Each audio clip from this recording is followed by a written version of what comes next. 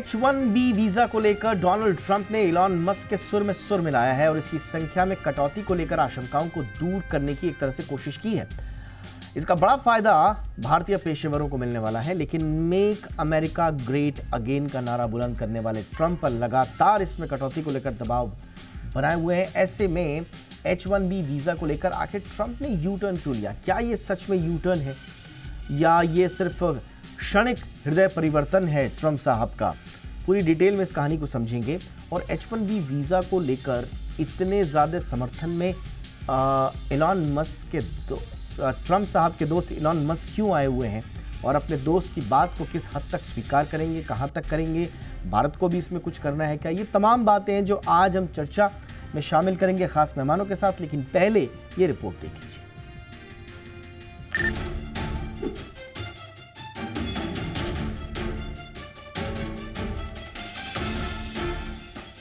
H1B visa पर आखिर Trump क्यों पड़े नरम?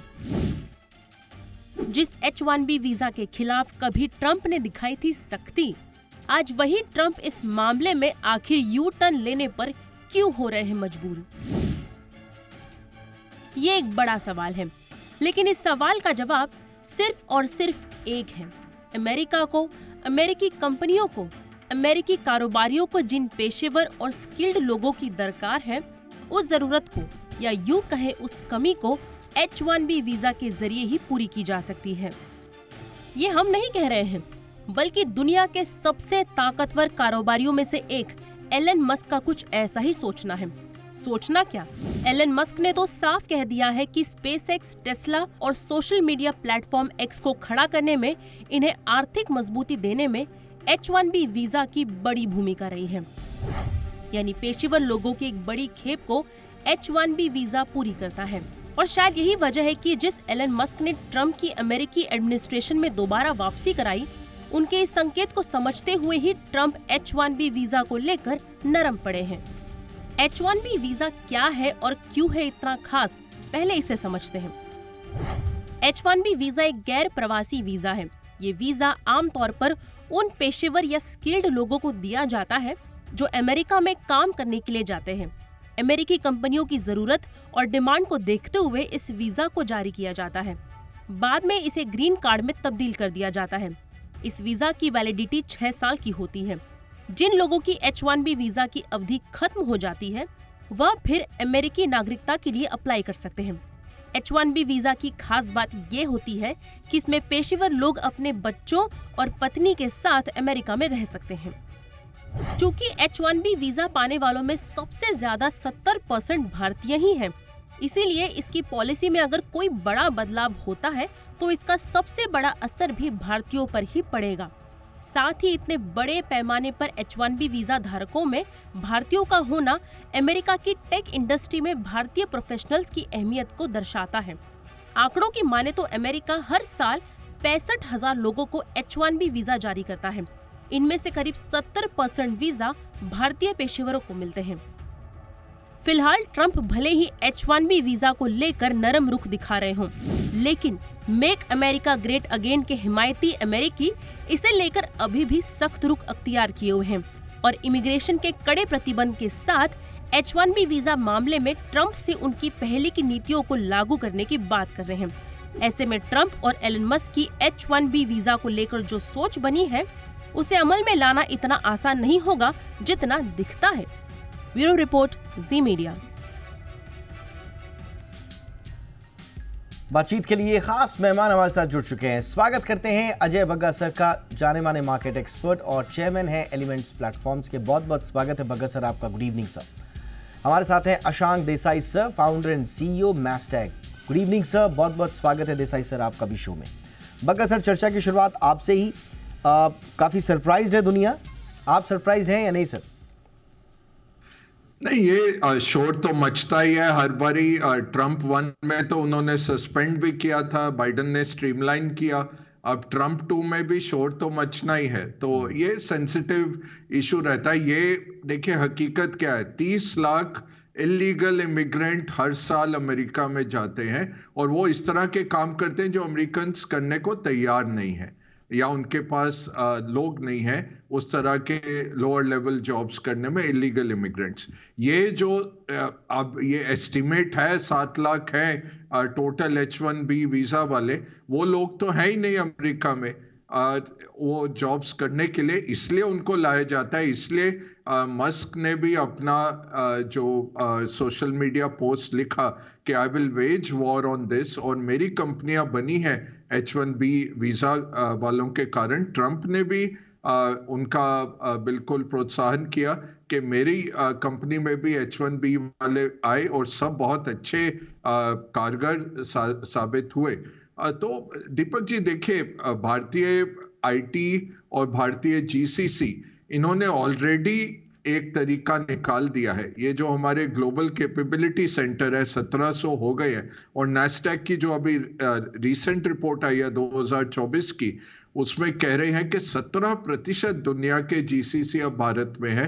65 बिलियन डॉलर का टर्नओवर हम कर रहे हैं और 19 लाख लोग उसमें ऑलरेडी शामिल हैं। 19 लाख लोगों को हम दे रहे हैं एम्प्लॉयमेंट भारतीय रीजन में। तो हमारे लिए तो और भी अच्छा है अगर ये जॉब्स अगर भारत में मूव करें और जीसीसीज में आ जाए, तो हमारे लिए और भी अच्छा है। बट ये अमेरिका कर नहीं सकते हैं, ये रियलिटी ये है। पॉलिटिक्स तो चलेगी, हवा में काफी गुब्बारे उठाए जाएंगे।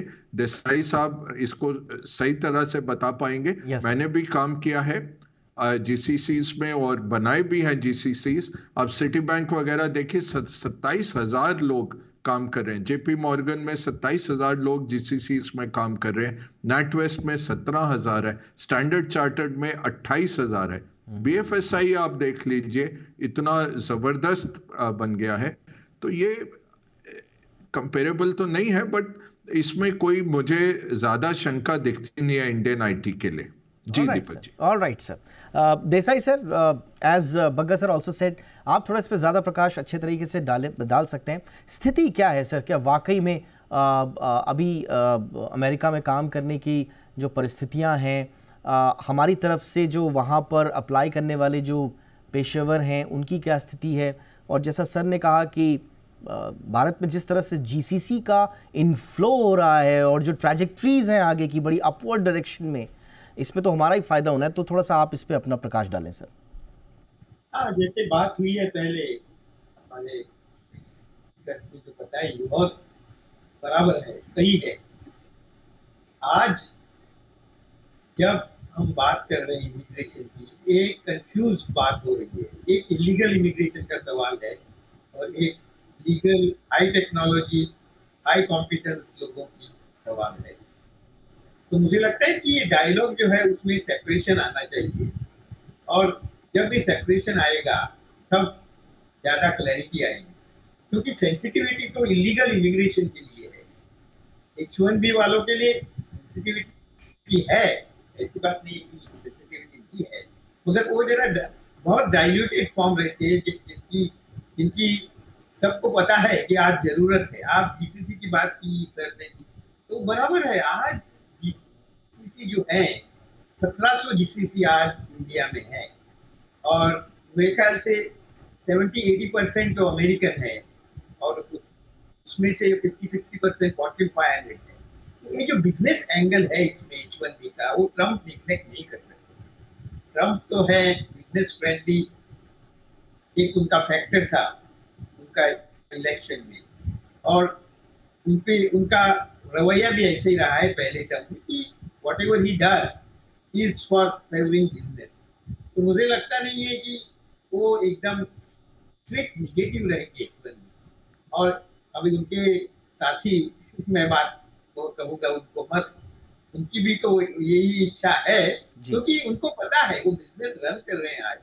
और आज H1B और इंडियन हो या कोई भी एशियन हो, उनके टैलेंट का कितना इम्पोर्टेंस है उनको पता है, रियलिटी उनको बताएंगे। तो मुझे लगता है कि रेजिस्टेंस तो जरूर होगी, और कांग्रेस में जाना है अल्टीमेटली। ये तो कांग्रेस की बात है।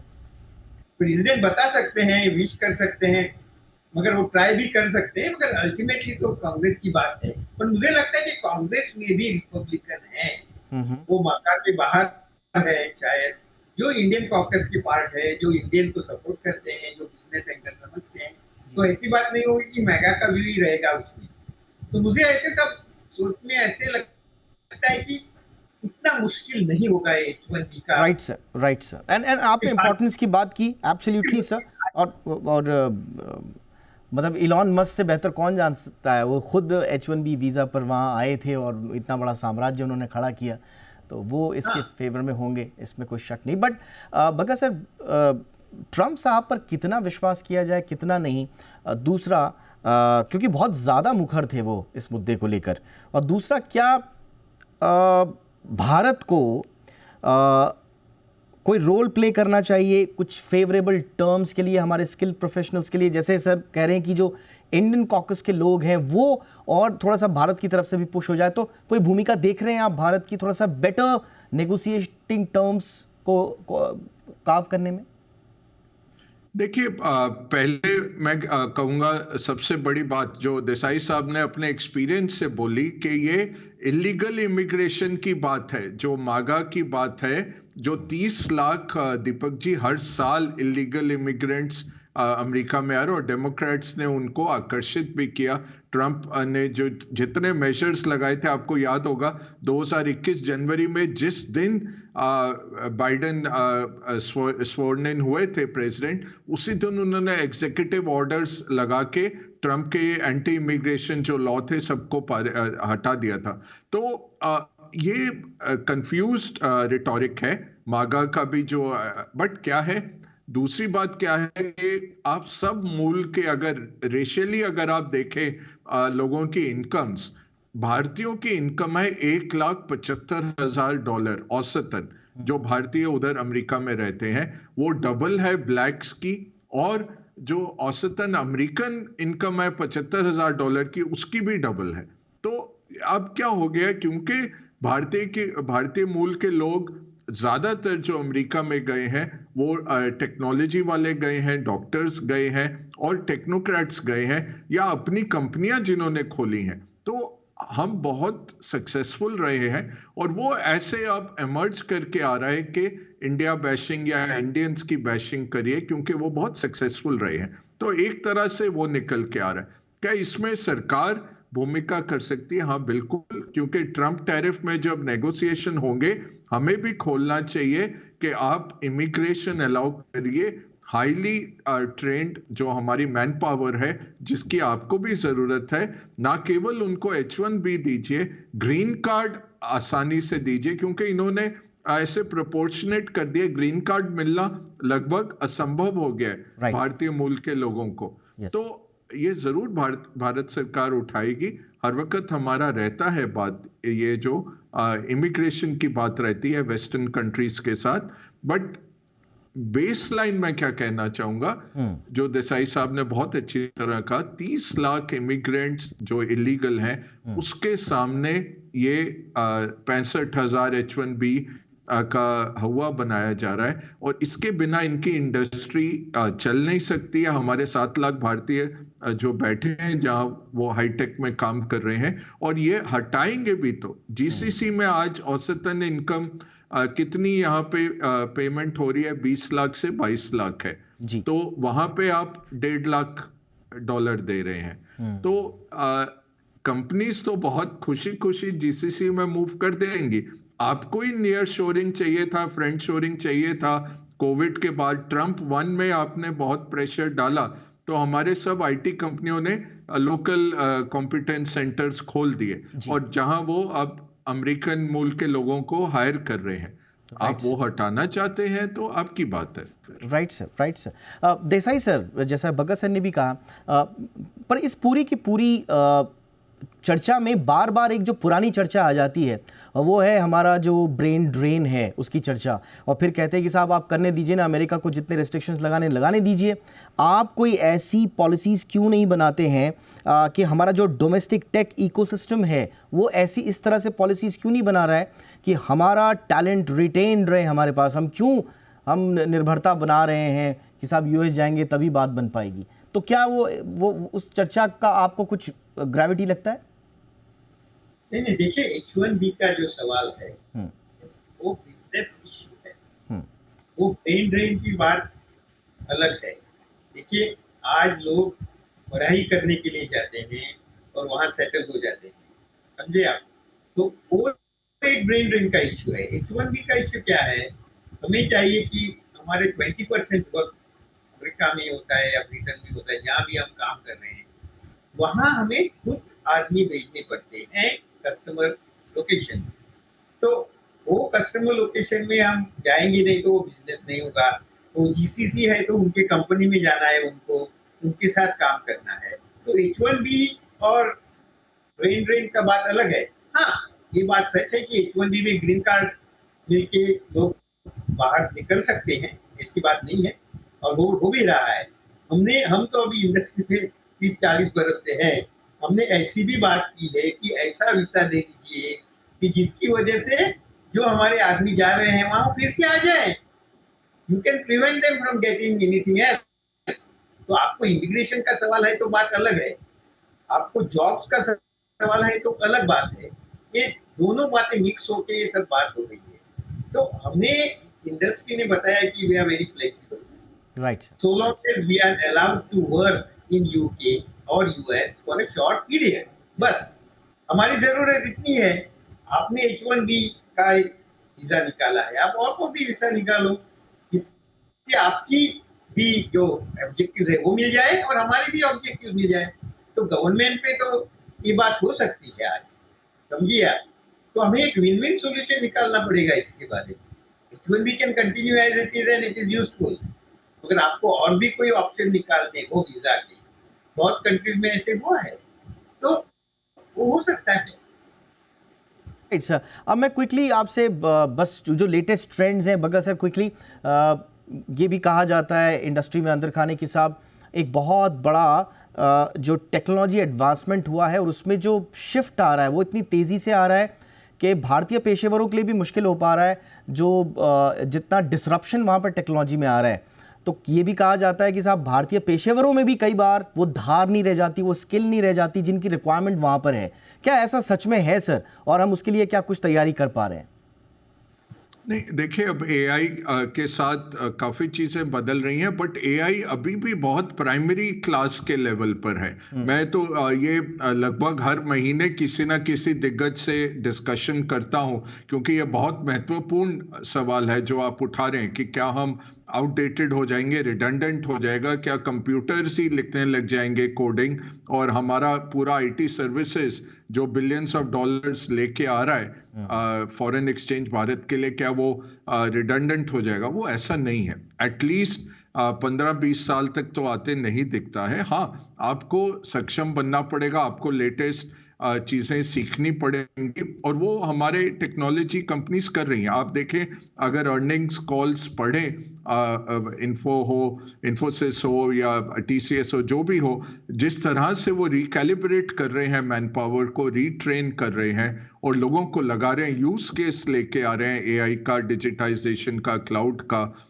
वो बहुत जबरदस्त काम चल रहा है। Head of cloud, head of AI अब अपॉइंट हो रहे हैं हर एक कंपनी में। Yes. और जो नए इंजीनियर्स निकल के आ रहे हैं, यहां तक इंजीनियरिंग की छोड़िए, जो बीएससी एमएससी है दीपक जी, यूनिवर्सिटीज में, वहां पे अब मशीन लर्निंग, डेटा साइंटिस्ट और एआई, ये सबसे बड़े कोर्स हो गए हैं। एब्सोल्युटली सर, मैं बिल्कुल, आपने बिल्कुल सही नब्ज को पकड़ा है। और मैं इस पे चर्चा इसलिए करना चाह रहा था क्योंकि H1B वीज़ा से जुड़ा हुआ ये इशू है, क्योंकि अमेरिका में कई लोग ये मानते हैं कि इंडिया के पेशेवर उतने ज़्यादा एम्प्लॉयबल नहीं है जिस हिसाब से अमेरिका में अब फ्यूचर होने वाला है। आशा देसाई सर, आपका भी इसमें कुछ टेक सर, हमारी एम्प्लॉयबिलिटी को लेकर कुछ चिंताएं तो नहीं है ना सर? देखिए, ये जो आईटी रिवॉल्यूशन है हमने 30-40 बरस से देखी है। ऐसी बात नहीं है कि रिवॉल्यूशन होके चेंज नहीं हुआ है। मैं उसकी बात भी कर सकता हूँ, टाइम नहीं है। पहले हम IBM 1401 की बात कर रहे थे, वहां से हम गए मेन फ्रेम, मिनी पीसी आ गए, क्लाइंट सर्वर आ गया, यूनिक्स आ गया। ऐसी चेंजेस में इंडियन टैलेंट ने क्विकली सब एडॉप्ट किया है, because we have a bright workforce. तो ये जो चेंजेस है, ये अडॉप्ट करने की हमें एक आदत ही हो गई है, समझो। हाँ, मैं मानता हूँ अभी कि एआई से जो है उसकी स्पीड बढ़ी है। बात ये भी सच है कि थोड़ी सी स्पीड अभी बहुत ज्यादा बढ़ गई है चेंज की। मगर मुझे ऐसा विश्वास है, जैसे मैं देख रहा हूँ इंडस्ट्री में आज हमने ये सब चेंजेस देखे और ये सब राइड किए।